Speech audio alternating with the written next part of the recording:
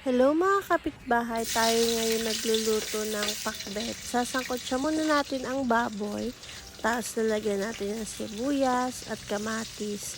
Palalambutin lang natin ang kamatis, saka ilalagay ang pakbet. Yan, walang bawang yan, pero okay na yan.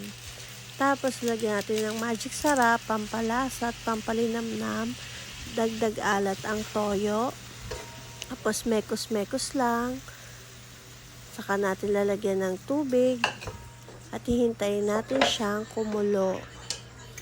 Bago lalagyan ng asukal para medyo matamis at nor seasoning pampadagdag ng linamnam. Yan, palalambutin na lang natin siya.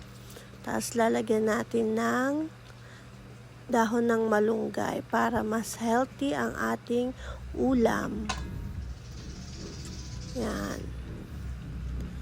Tapos hihintayin natin siyang lumambot ang kalabasa. Tapos pwede na yan. May pang-ulam na tayo.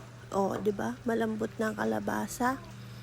Tapos sasalin na natin sa bowl at kakain na. Papartneran natin siya ng sinaing na tuna. Partner yan, dalawang yan. Ang sinaing na tuna pala ay yun yung ang gagamitin mong pang paasim ay kalamyas, yung pinatuyong kamyas or sampalok na hinog.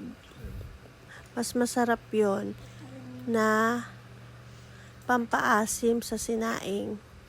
Mas malinamnam ang sabaw niya.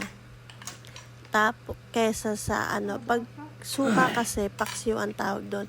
Dito sa amin, kalamyas or sampalok ang ginagamit. At tinatawag siyang sinaing. Partner yung dalawang yan. Kain tayo!